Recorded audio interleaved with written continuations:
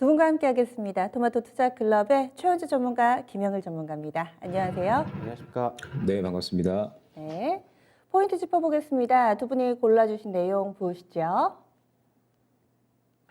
네, 바로 이 시장의 관심이 이제는 이 지정학적 리스크와 관련된 부분이 아니라 금리 인상 쪽을 봐야 된다. 그래서 관련 이벤트 집중하자. 김영일 전문가님이 이렇게 좀 꼽아주셨어요. 좀 더 설명을 해주시죠.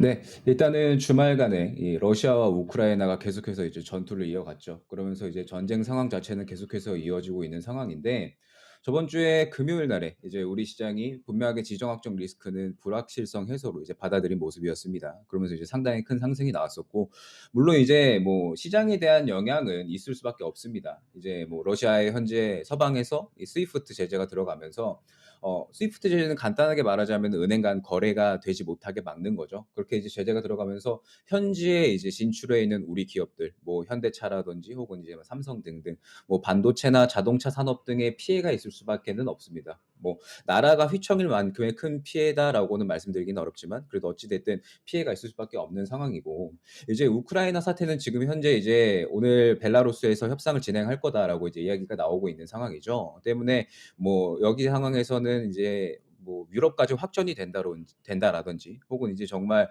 뭐 최하까지 가 가지고 핵을 쏜다든지 뭐 이런 식의 확전이 되지 않는 이상은 시장에 크게 영향을 끼칠 만한 이슈로 보고 있지는 않습니다. 때문에 이제 중요하게 우리가 봐야 된다라고 얘기를 할 만한 거는 이제 인플레이션과 금리 인상이겠죠. 아무래도 계속해서 확전이 이어지다 보면은 이제 계속해서 이 원자재에 관한 이러한 이 가격의 압박이 있을 수밖에 없고, 그다음에 이 우리 시장은 또 이번 주하고 다음 주에 굉장히 좀 단기적으로 중요한 이슈들이 굉장히 많습니다. 당장 이제 뭐 이번 주만 해도 미국에서 고용 지표가 발표가 되고요. 그다음에 뭐 오페크도 예정이 되어 있죠. 지금 이제 유가가 저번 주에 100달러를 뚫었는데 100달러가 좀 많이 심리적인 저항선으로 좀 작용을 하는 것 같아요. 그래서 지금 이제 이 100달러를 다시 한번 뚫는지 아니면 좀 안정화를 좀 시켜주는지 이러면서 이 가격에 대한 부분들이 전체적으로 좀 안정화가 되는지 좀 지켜볼 필요가 있고요. 그러면서 다음 주에는 또 CPI 소비자 물가 지수, 그다음에 이제 대선까지도 예정이 되어 있습니다. 우리 시장에 앞으로 이 금리 인상 관련된 이슈들, 그다음에 뭐 단기적으로 대선까지도 좀 예정이 되어 있는 이제 단기적인 이벤트가 굉장히 많은 상황이기 때문에 이제 우리는 시장 투자자로서 지금 현재 전쟁에 대해서는 이제 너무나도 안타깝고 비극적인 일이지만 이제 할 수 있는 부분은 또 해야겠죠. 때문에 우리 시장 단기적인 이벤트에 좀 집중을 해서 이 단기적인 이벤트가 좀 금리 인상 쪽으로 몰려 있는 만큼 이 관련된 이슈에 좀 집중해야 될 필요가 있다라고 판단하고 있습니다. 이제는 시선을 조금은 옮겨보자. 금리 인상 파트 쪽에 이벤트 염두에 두고 얘기를 해주시네요. 다음은 두 번째 포인트 넘어가겠습니다. 최현주 전문가는 이쪽을 보고 있습니다. 바로 원전인데요. 이번 문재인 정부의 5년 내내 줄기차게 이야기를 했던 게 탈원전입니다. 그런데 대선을 약 한 달여 앞두고서 약간 스탠스가 바뀐 이야기가 나왔죠. 이 신한울 1, 2호기에 대해서 이른 내에 가동을 지시를 했는데 지난 25일에 이렇게 이야기가 나왔습니다. 사실 5년 동안 했던 이야기와 조금은 좀 맥락을 달리하는 요즘 들어서 뭐 대북 정책들도 그렇고요. 이 탈원전 정책도 약간은 스탠스가 조금씩 바뀌고 있는 상황입니다. 과연 이 부분이 어떤 영향을 주게 될지, 원전 관련된 종목군들은 그럼 계속해서 대세가 될 것인지, 최원주 전문가님 어떻게 보세요? 예, 러시아 우크라이나 지금 전쟁으로 인해서 결국엔 에너지 위기가 지금 계속되고 있습니다. 그러면서 이제 문재인 대통령이 지난 25일에 탈원전 완화되는 좀 발언을 좀 했는데요. 지금 이 원전이 지속적으로 운영되는 향후 60여 년 동안에는 지금 원전을 충분히 활용해야 한다라고 지금 얘기를 했습니다. 지금 러시아 우크라이나 전쟁이 계속적으로 벌어지면서 지금 천연가스 수급에 지금 차질이 예상되기 때문에 뭐 이런 발언을 한 것으로 보고 있는데요. 지금 우리가 지금 작년 말에 지금 K-텍소노미를 지금 발표했는데 그때 당시에는 천연가스만 일시적으로 좀 포함을 하고 원전을 지금 일단 보류를 했는데 그때 이제 보류를 한 거는 이제 뭐 유럽 등 다른 나라의 각국의 상황을 보고 추가적으로 좀 열어두는 것은 열어두겠다라고 지금 얘기를 했죠. 지금 이런 발언으로 봐서는 최근에 그런데 이제 기존의 원전 같은 경우에 조금씩 가동률은 조금씩 올라가고 있었습니다. 그런데 이제 앞으로 더 원전 가동이 좀 더 확대될 것이라고 좀 보고 있고요. 지금 탈원전에 대한 불안 가능성도 좀 사라졌죠. 그러나 기존에 지금 2084년까지 60여 년 동안 남은 기간 동안은 탈원전 하는 것은 뭐 계속적으로 추진해 나갈 것으로 그렇게 보고 있는데요.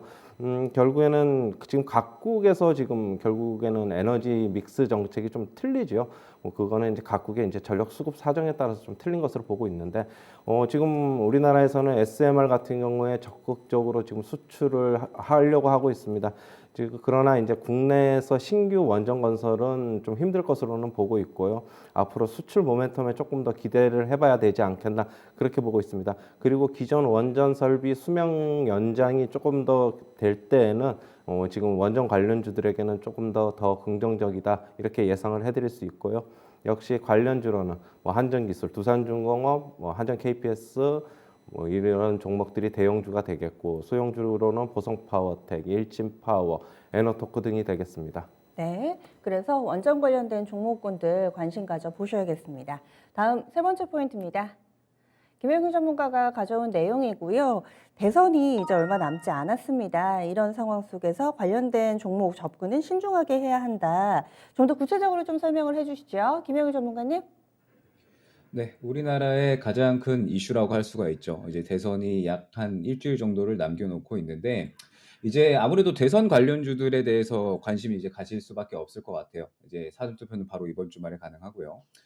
이제 3월 9일 대선에 앞서서 수요일 날에 대선 토론회가 이제 한 차례 더 남아 있으면서, 그러면서 이제 이번 주에 대선 관련주들이 한 차례 좀 움직일 가능성이 높다라고 판단을 하고 있습니다.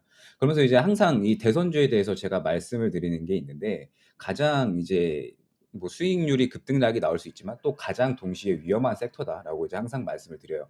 이 대선주라는 것이 어떤 회사의 당장의 가치보다는 뭐 기업의 회장이 어떤 후보와 뭐 동문이다더라 이런 뭐 같은 인맥 관계에서 오르는 그러한 것이 대부분이기 때문에, 결국 주가에는 당장의 뭐 실적이나 성장성보다는 그냥 오로지 그냥 이 현재 이 대선 후보와의 관계성 때문에 이제 오르는 것이란 말이죠. 때문에 당장의 주가에는 거품이 낄 수밖에 없습니다. 그래서 이제 주가의 등락은 오로지 관련 대선 후보의 지지율만 움직이기 때문에 상승이 나온다고 하더라도 순식간에 10% 20% 급락이 나오는 경우가 대부분이죠. 때문에 대선 관련주, 그중에서도 특히나 인맥 관련주는 정말 내가 이 트레이딩에 자신감이 있다, 그렇기 때문에 이제 수익을 볼 자신이 있다라고 하시는 분들만 좀 접근을 하시길 추천을 드리고, 기본적으로 이제 이 투자의 방식으로 매매를 진행하셨던 분들은 조금 이제 보수적으로 접근을 할 필요가 있다라고 말씀을 드릴 수가 있을 것 같습니다. 그러면서 이제 대선 관련주 중에 그래도 이제 가장 접근할 만하다 하는 건 역시나 이제 정책주를 이제 예로 들 수 있을 것 같아요. 지금 현재 원전 관련주도 결국에는 이 정책에 관련돼서 이제 상승이 나오는 부분이 분명하게 있고요. 그다음에 그 외에 양 후보가 동시에 내세우는 정책들이 있죠. 반드시 이행이 되어야 되고, 그러면서 이제 앞으로의 성장성이 기대되는 뭐 오늘도 움직임이 나온 원전을 포함한 이런 친환경 섹터들, 그다음에 뭐 부동산 주택 공급, 그다음에 뭐 앞으로 4차 산업 부분에 대한 이런 개발 부분들, 이러한 이 앞으로 필연적으로 성장이 될 수밖에 없고 양 후보가 동시에 추천을 할 수밖에 없는, 공약을 이행할 수밖에 없는 이러한 이 섹터군들이 이제 조금 더 안정적으로 상승을 볼 수 있다라고 이제 판단을 하고 있기 때문에, 혹시나 이제 대선 관련주들에 좀 관심을 가지시는 분들은 이러한 쪽으로 좀 최대한 접근을 좀 추천드릴 수 있도록 하겠습니다. 네, 알겠습니다. 이 대선을 앞두고서 이와 관련돼서 정책이라든지 이쪽으로 좀 더 주목할 필요가 있다. 오늘 원전이라는 키워드 여러 번 좀 언급이 됩니다. 다음 마지막 포인트 넘어가겠습니다. 마지막으로 볼 만한 내용이 반도체 장비주입니다. 이럴 때일수록 실적을 봐야 된다라고 많은 전문가들이 입을 모아 이야기를 하는데, 반도체 장비주들 올해 실적이 괜찮을 거다. 이 내용은 최원지 전문가님이 알려주세요. 네, 최근에 이제 주성 엔지니어링, 그다음에 한미반도체, 유진테크, 또 리론공업까지 모든 이제 반도체 장비주들이 거의 다가 대부분 호실적, 거의 깜짝 실적이죠. 뭐 어닝 서프라이즈를 이제 발표를 했는데요. 결국에는 지난해 반도체 슈퍼사이클 덕분에 호실적이 나온 것으로 지금 보고 있습니다. 지금 올해도 결국에는 반도체 장비 시장이 뭐 전년보다 10% 이상 정도 더 늘어날 것으로 전망이 되는데요. 삼성전자, 그다음에 대만의 TSMC, 미국의 인텔 등 이제 이런 회사들이 반도체 투자에 이제 적극적으로 나선다고 올해도 발표를 하면서, 지금은 올해 같은 경우에 역시 전방 산업 투자 확대가 역시 기대가 되면서 낙수 효과로 기대가 되고 있습니다. 이런 뭐 효과로 인해서 결국에는 올해도 뭐 호실적이 나올 것으로 당연히 보고 있는데요. 최근에 뭐 주성 엔지니어링 같은 경우에는 이런 호실적을 발표로 인해서 상당 부분 주가가 많이 좀 상승을 했죠.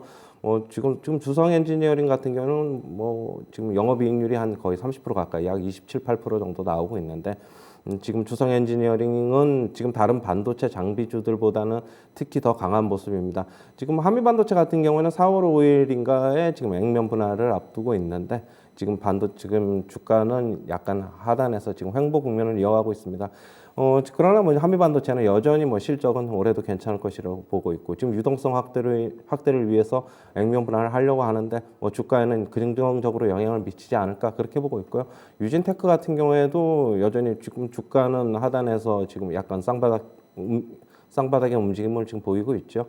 저는 뭐 유진테크도 여전히 뭐 좋은 관점이다. 지금 시점에서는 그렇게 말씀드리고 싶습니다. 네, 간략하게 최현주 전문가님께 한 가지만 좀 여쭤볼게요. 오늘 가져오신 포인트 가운데서 지정학적 리스크 얘기는 안 해주셨는데 사실 뭐 지금 핵이라는 단어에 대한 언급도 있고 현지 시간으로 월요일이니까 지금은 아침 1시니까요. 한 우리 증시 장 마칠 때쯤 되면은 현지 시간 28일 아침쯤 우크라이나하고 러시아의 정상회담이 이루어질 수도 있는 이런 상황입니다.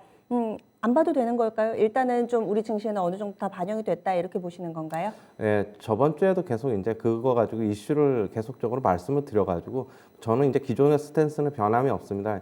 역시 오늘 아침에 지금 혹시 지금 시장이 일시적으로 많이 좀 흔들릴 수도 있는데 지금 뭐 그 이유는 결국에 나스닥 선물 때문에 좀 그런 것으로 보고 있습니다. 저는 뭐 오히려 이 기회가 주식을 금요일 날 같은 때 사지 못했던 분들한테는 좋은 기회가 될 것으로 보고 있고요.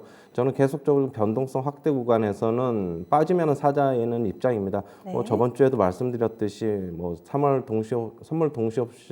선물 옵션 동시 만기일까지는 계속적으로 긍정적인 흐름이 나올 것으로 저는 보고 있고요. 그렇다면 주도주는 뭐가 될 것이냐? 저는 이번에는 뭐 주도주는 특별히 없을 것이다 보고 있습니다. 경기 민감주, IT 관련주, 순환매 계속적으로 돌아갈 것이라고 보고 있고요. 아까 오전 방송 미국 증시에서 시황에서도 말씀드렸듯이 대신 리오프닝 관련주들은 언론에 지금 노출이 많이 된 만큼 약간 수익률은 좀 떨어질 수 있다. 이렇게 정리해드리겠습니다. 네, 그러면 이제 종목으로 넘어가겠습니다. 두 분이 골라오신 종목 보시죠. 오늘의 추천주 최현주 전문가 원익 P&E 그리고 김영일 전문가가 미래나노텍입니다. 미래나노텍부터 이 종목의 모멘텀 어떤 거 보세요? 네, 오늘의 공략주는 미래 나노텍이고요. 이제 LCD 광학 필름을 주요 제품으로 영위를 하는 기업입니다.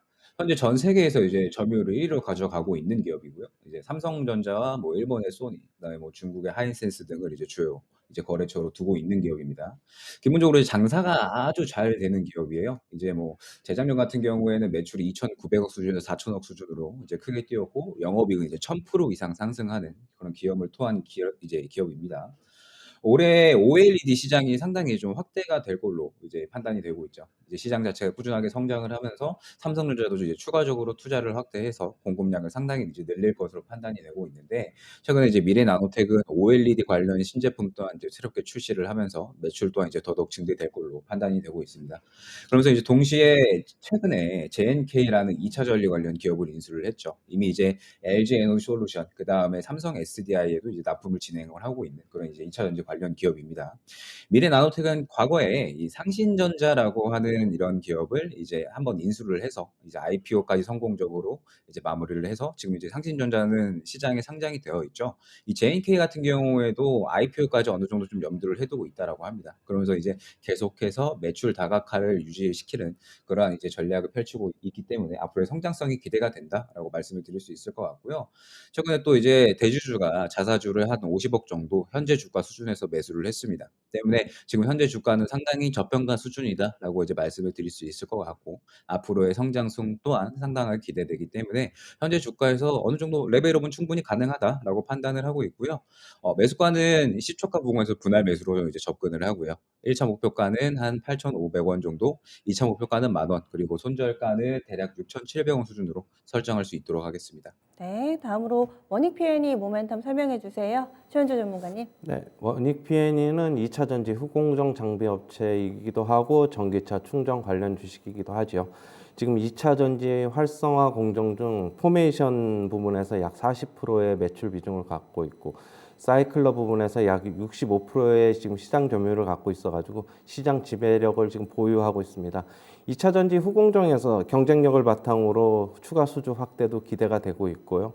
지금 충전 사업과 지금 배터리 리사이클링 산업이 확대될 시에는 시장 확장이 긍정적이다 이렇게 보고 있습니다.